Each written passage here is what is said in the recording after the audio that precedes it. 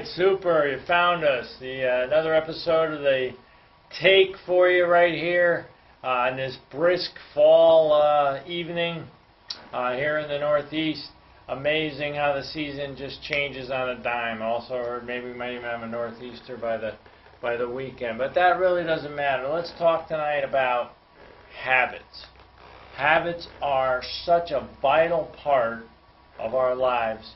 You can't go without them, all right? You just can't go without them. 90% of everything we do is because of a habit, okay?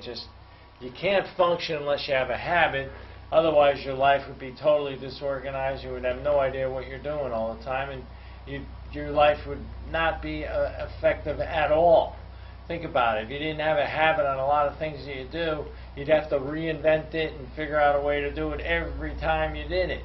Or if you did something on a very sporadic basis, like once a month, anything of that nature, you know how slow that is sometimes to get it going again. Well, the habit is a very interesting concept for another reason. A lot of people don't know where they come from. Where does a habit come from? Why do I have this habit? Why do I do this? Why do I do that? Well, think about it. More than anything else, the reason why you have the habit is because you have to fill a need. And the need is okay. Everyone has a need. But it's the process that you go through to actually fulfill the need.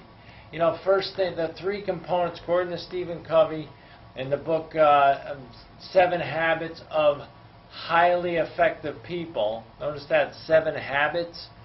7 habits of highly effective people. He goes through and he explains to us what it takes to have a habit. The first one is you have to have knowledge.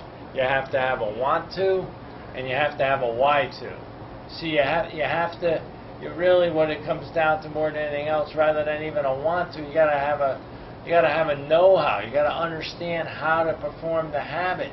The habit is something that you have to know the basic steps for to do it. You have to know how to do it. The other part of it is the why you're doing it, in a sense of what are you trying to accomplish.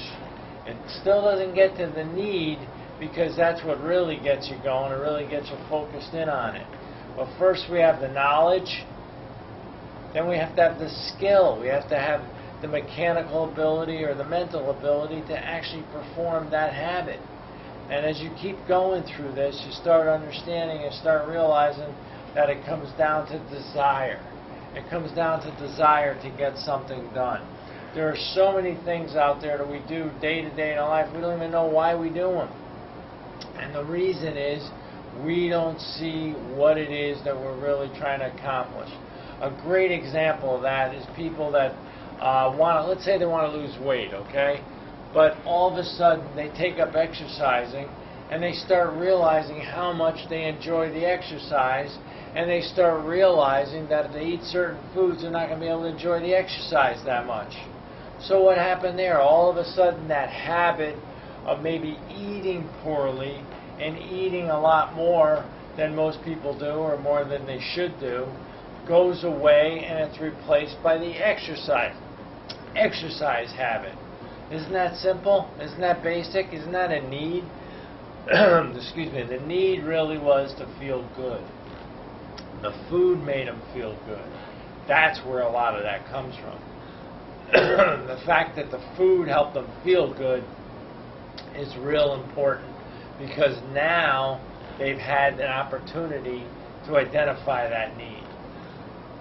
The most important habit you could really get into, though, is the habit of doing something that helps you, right?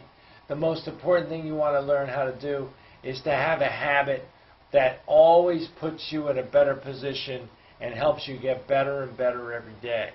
If you get in the habit of here's a good habit, right? They call it constant, never-ending improvement. All right? Kanai, they call it, okay? Constant, never-ending improvement means that what you're doing every day, you try to get just a little bit better, and a little bit better, and a little bit better. You know, they say you can't, what's the saying? You can't make a U-turn with the Queen Mary, but little by little you could change it and turn it around. That's what you want to be doing. Constant and never-ending improvement. Always climbing up the ladder to get better and better. Now, if you had a habit of that, it'd be different. Now, if you had a habit of looking things in a positive way, that would be different. That's why that self-talk comes in, and it's so powerful, because if you have a self-talk that puts you in that frame of reference on a consistent basis, on a habit basis of looking at problems. As a matter of fact, I was working on something today, and I came up with my attitude of right now, today, I choose to let nothing stop me or stand in my way. No problem or defeat is ever the end of the road for me.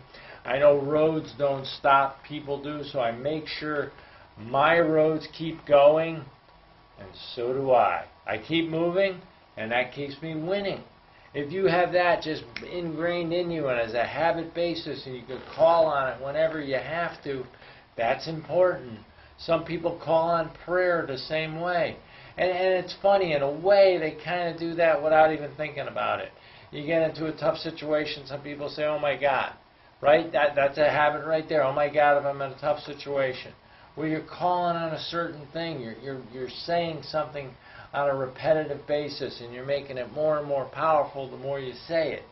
Unfortunately, we go down the other slide, the other end of the slide, and we go into a negative hole, and it's harder to dig ourselves out. But you got to realize it. If it's a habit, it can be changed.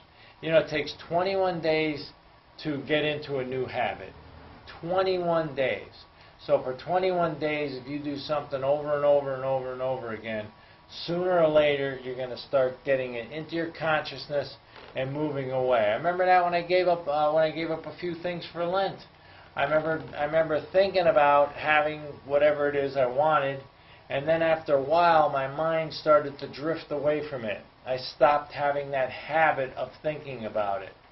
All that can be very beneficial for you, especially when you're setting goals, deciding how much you have to do each day. Get in the habit of always doing something, just a little bit more every day, and you'll be on the road to success and on the road to greatness. And I think we all have greatness within us. I know you have greatness in you. It's always super talking to you. Thanks a lot for watching the Spinato Spin. We'll catch you next time. Have a good one, everybody.